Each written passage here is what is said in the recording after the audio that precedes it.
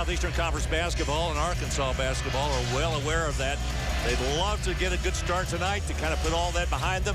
Texas A&M looking for a second straight win against Arkansas in back-to-back years as they come into the Southeastern Conference. Hogs in the road red, say that 3 times fast, control the opening tip, and we're playing in the SEC. Texas A&M opens up in a man-to-man defense. I thought we might see a whole lot of zone tonight. I still think we will before the night is over. Scott tried to drive it around Caruso, and he slapped it out of bounds. Dave, it was interesting watching the 2 shoot-arounds today. Both clubs were working with their offense against zone defenses. And what happens is that Texas A&M opens up in the man-to-man, but out of the out-of-bounds play, they go to a zone. Boy, what a pass. Portis couldn't get it to go as he was too deep. First shot he's missed after making 20 in a row from inside the 3-point arc.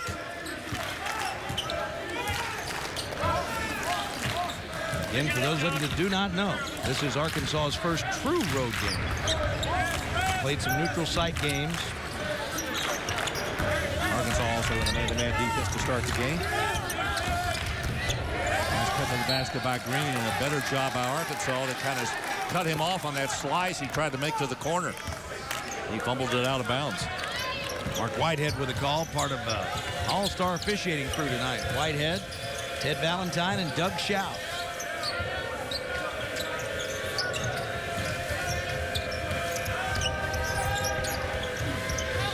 One of the things that Arkansas has done really well this year is pass the basketball, averaging 17 assists per game.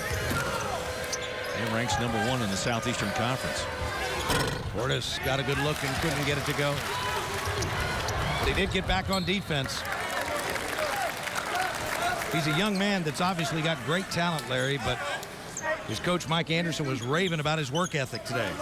Yeah, I was interested in that, too, because he's had some really good games this year. Now, they went to Maui and played 3 pretty good teams out there. They lost to California, they beat Minnesota, and then lost to Gonzaga. Portis had a terrible game against California, and he has not had a bad game since. Closed out nicely on Jones twice.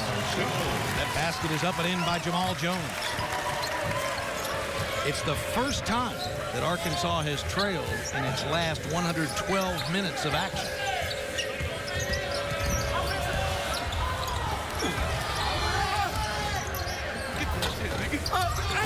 Four shots that they've missed inside the paint to open the game as Cody Clark got 2 good looks. Oh, that was a nice move inside. Jordan Green getting a little bit of a layup. He had to pull his body back a little because the Arkansas defenders were challenging him.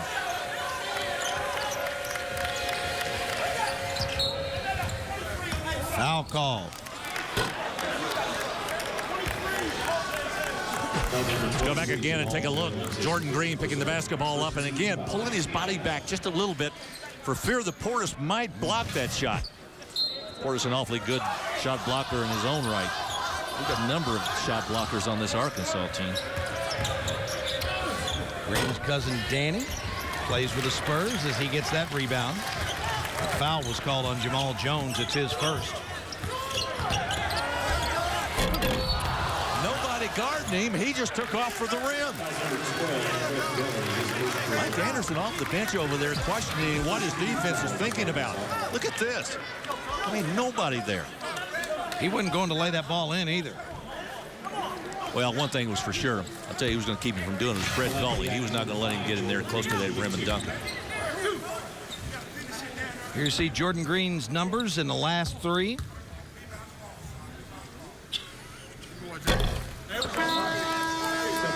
Subs into the game. Michael Qualls, number 24, 6'6", 210-pound sophomore from Shreveport, Louisiana. Checks in to the Arkansas lineup. And Alex Caruso checks in for Texas A&M. Keep an eye on Qualls. He is the leading scorer for this Arkansas club coming off of the bench. He is a really talented basketball player. He's come a long way from his freshman year last season. Here's Madden. And that's a big bucket for Arkansas. Very nice. Nickname is Key. He might be the key. How can it be a big basket this early in the game?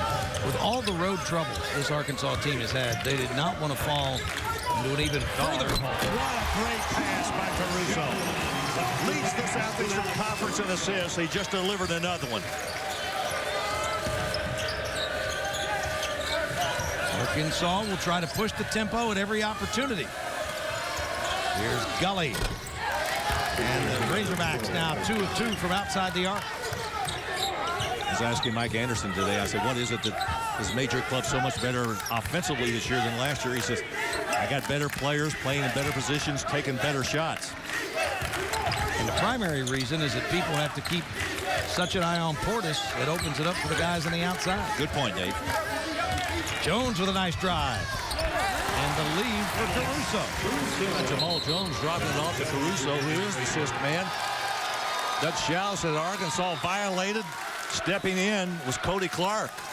And Mike Anderson way down on the baseline. There you see him at the top of your screen.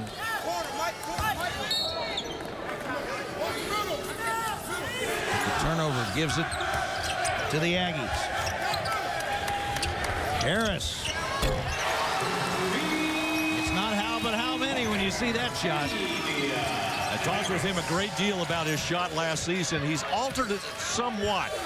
Still has a lot of success, though. He's shooting well. Gully saved that ball. Boy, what a tough shot by Cody Clark. Harrison Caruso really provides some real problems for the teams that Texas A&M is going to play because they're really hybrids. They're not really point guards. They're not really shooting guards. They're a little bit of both. Madden got the loose ball, but he was on the end line. And early on, how about that?